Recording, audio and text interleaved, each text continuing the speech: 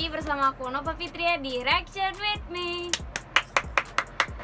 Oke, kali ini aku bakalan reaction tentang sejarah Aceh ya. Ini judulnya Pengkhianatan Soekarno Terhadap Aceh. Wow, seru nih kayaknya. Pengkhianatan, oke. Buat kalian yang belum subscribe channel ini, tolong di subscribe biar kita mulai langsung ke videonya. Oke, langsung aja ke videonya.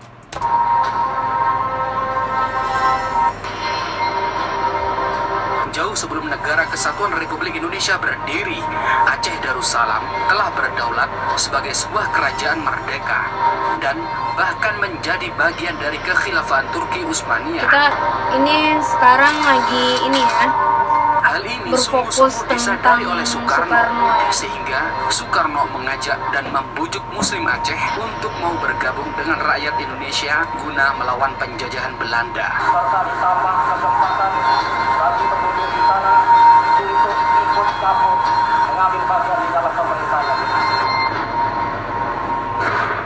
Dit zijn de eerste opnamen betreffende de militaire actie in Indonesië, genomen op het vliegveld van Semarang. Pada saat Indonesia mengalami agresi militer Belanda, Indonesia kewalahan.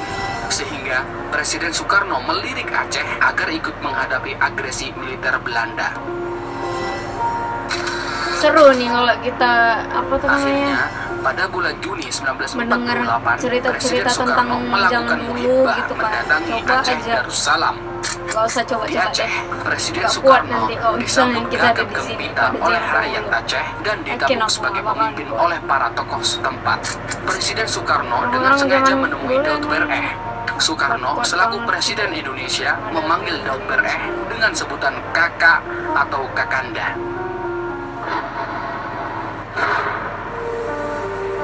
Ini dia Daud Dalam sebuah pertemuan dengan kan, itu Tengku Daud Bereh. Bereh, Soekarno berharap Bereh. agar tokoh terkemuka Bereh. Aceh itu mengajak rakyatnya dalam perjuangan melawan Belanda. Sehingga terjadilah dialog yang sampai saat ini tersimpan dengan baik dalam catatan sejarah Aceh. Ini dia dialognya ya.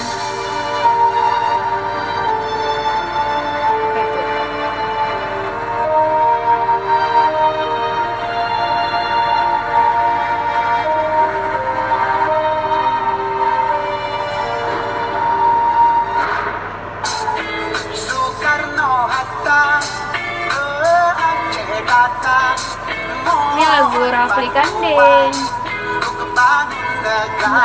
Dalam buku kisah kembalinya Tengku Muhammad Daud Bereh ke Pengakuan Republik Indonesia, karya Muhammad Nur El Ibrahimi, menceritakan pertemuan antara Daud Bereh dan Presiden Soekarno.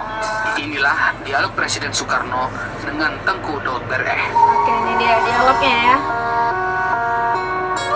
Presiden Soekarno kepada Daud Bereh, "Kakak, saya minta bantuan kakak agar rakyat Aceh turut mengambil bagian dalam perjuangan bersenjata yang sekarang sedang berkobar antara Indonesia dan Belanda untuk mempertahankan kemerdekaan yang telah kita proklamirkan pada 17 Agustus 1945 kemarin." Daud Bereh menyambut ajakan Soekarno dengan senang hati. Kemudian Daud Bereh menjawab, "Saudara Presiden, saya menyatakan sanggup memenuhi permintaan tersebut asalkan perang yang dikobarkan adalah perang sabilillah, perang untuk menegakkan agama Allah. Sehingga kalau ada di antara kami yang terbunuh dalam perang itu, maka kami berarti mati syahid." Kemudian Soekarno mengiyakan permintaan Daud Bereh. Soekarno menegaskan, "Kakak, memang yang saya maksudkan adalah perang seperti itu. Perang yang telah dikobarkan oleh pahlawan-pahlawan Aceh yang terkenal seperti Tengku Cititiro, Cut Nyadin, dan Tengku Umar, yaitu perang yang tidak kenal mundur dan perang yang bersemboyan merdeka atau mati." Daud Bereh menjawab, "Kalau begitu, kedua pendapat kita telah bertemu saudara Presiden. Dengan demikian, bolehlah saya mohon kepada saudara Presiden bahwa apabila perang telah selesai, rakyat Aceh diberikan kebebasan menjalankan syariat Islam." Akhirnya permintaan ini juga dikabulkan oleh Soekarno. Soekarno menegaskan, "Kakak, hal itu kakak tidak usah khawatir sebab 90% rakyat Indonesia beragama Islam. Kemudian Daud Bereh menegaskan kembali, tapi maafkan saya Saudara Presiden kalau saya terpaksa mengatakan bahwa hal itu tidak menjadi jaminan bagi kami. Kami menginginkan suatu kata ketentuan dari Saudara Presiden. Kemudian Soekarno menjawab, kalau demikian saya setujui permintaan kakak itu. Dan kemudian Daud Bereh menyatakan, Alhamdulillah atas nama rakyat Aceh, saya mengucapkan terima kasih banyak atas kebaikan Saudara Presiden. Kami mohon, sudilah kiranya Saudara Presiden menulis sedikit di atas kertas ini, kata Daud Bereh seraya menyodorkan selembar kertas kepada Soekarno. Ya kan, takut juga kalau enggak ya. Alih-alih menyambut kertas itu, Soekarno malah terisak-isak dan lantas berkata pelan, Kakak, kalau begitu tidak ada gunanya aku menjadi presiden kalau tidak dipercaya. Kemudian Daud Bereh menjawab, bukan kami tidak percaya Saudara Presiden, akan tetapi hanya sekedar menjadi tanda yang akan kami perlihatkan kepada rakyat Aceh yang akan kami ajak berperang. Seraya menyeka air matanya, Soekarno berkata, Wallahi, billahi, kepada rakyat Aceh nanti akan saya berikan hak untuk menyusun rumah tangganya sendiri sesuai dengan syariat Islam. Dan wallahi, saya akan mempergunakan pengaruh saya agar rakyat Aceh benar-benar nanti dapat melaksanakan syariat Islam di daerahnya. Nah, apakah kakak masih ragu-ragu juga? Akhirnya perjanjian yang termaktub dalam kertas itu disepakati bersama oleh Presiden Soekarno yang mewakili Indonesia dan Tengku Daud Bereh yang mewakili rakyat Aceh.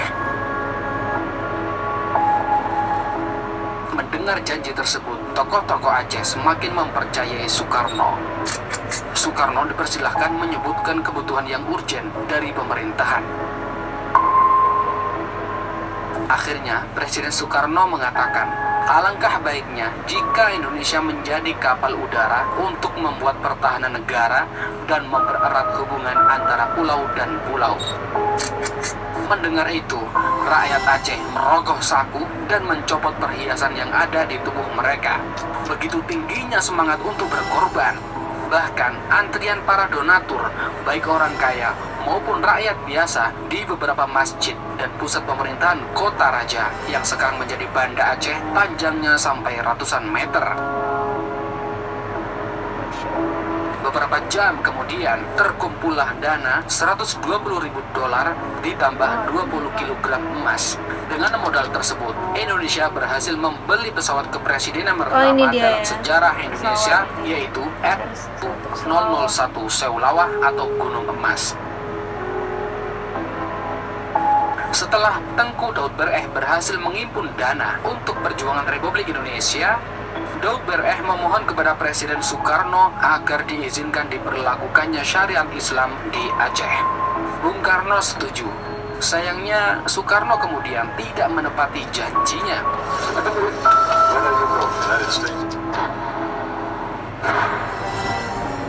Inilah yang disebut pengkhianatan. 1 tahun kemudian, pada tahun 1949, Aceh Darussalam bersedia dijadikan satu provinsi sebagai bagian dari Negara Kesatuan Republik Indonesia. Namun, pada tahun 1951, belum kering bibir mengucap, Provinsi Aceh dibubarkan pemerintah pusat dan disatukan dengan Provinsi Sumatera Utara. Jelas sudah, hal ini menimbulkan sakit hati rakyat Aceh. Oh, pantas ya ini. Aceh yang porak-poranda setelah berperang cukup lama melawan Belanda, lalu menguras dan menghibahkan seluruh kekayaannya demi mempertahankan kemerdekaan Indonesia tanpa pamrih oleh pemerintahan pusat, bukannya dibangun dan ditata kembali, malahan Aceh dibiarkan terbengkalai. Bukan itu saja, hak untuk mengurus diri sendiri pun akhirnya dicabut. Rumah-rumah rakyat, dayah-dayah, Maunesah, dan sebagainya yang hancur karena peperangan melawan penjajahan Belanda dibiarkan porak-poranda. Selain itu, demi alasan persatuan, Presiden Soekarno menolak pemberlakuan syariat Islam di wilayah manapun di Indonesia. Presiden Soekarno menegaskan dalam pidatonya di hadapan rakyat Amuntai, Kalimantan Selatan pada tanggal 27 Januari 1953, Indonesia adalah sebuah negara nasional yang berideologi Pancasila dan bukan sebuah negara teokrasi dengan haluan agama tertentu.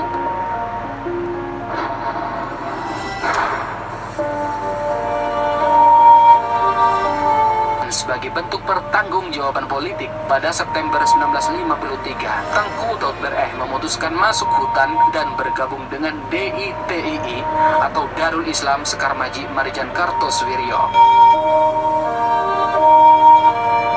Kekecewaan terhadap Soekarno tetap digenggamnya.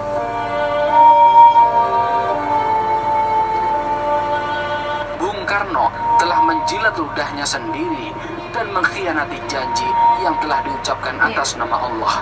Kenyataan ini oleh rakyat Aceh dulu dianggap sebagai kesalahan yang tidak pernah termaafkan. Dari fakta sejarah ini, semoga kita senantiasa mengambil hal positif yang mungkin tidak mengurangi kehormatan sang proklamator Soekarno. Karena selain kondisi Indonesia yang pada saat itu mengalami beberapa serangan Belanda, bahkan berbagai pemberontakan membuat sang proklamator sebagai sosok pemimpin pasti sulit akan membuat suatu kebijakan dan keputusan yang akan diambilnya. Itulah sejarah antara Aceh dan Presiden Soekarno. Bukalah mata hatimu, wahai pemuda. Salam mata hati pemuda. Salam jas merah. Salam Mata Hati Pemuda. Jangan lupa subscribe ya, Mata Hati Pemuda. Ini kayaknya channel tentang sejarah ini. Oke, jadi itu dia isi dialog Soekarno dan Daud Bereh ya, yang Soekarno telah mengkhianati rakyat Aceh. Tapi bagaimana pula itu ada alasannya tertentu ya. Oke. Jadi segitu aja video aku hari ini, kurang dan lebih aku minta maaf kalau ada kesalahan ngomong. Dan buat kalian yang mau aku reaction video apa, kalian komen aja di bawah, nanti aku bakalan reaction. Dan buat kalian yang belum subscribe channel ini, karena bentar lagi kita mau menuju 5.000 subscriber. Thank you buat yang udah support aku sampai saat ini. Bentar lagi kita mau 5.000 subscriber. Ya, yang belum subscribe sampai sekarang tolong subscribe. Ya. Sampai ketemu di video selanjutnya. Bye bye.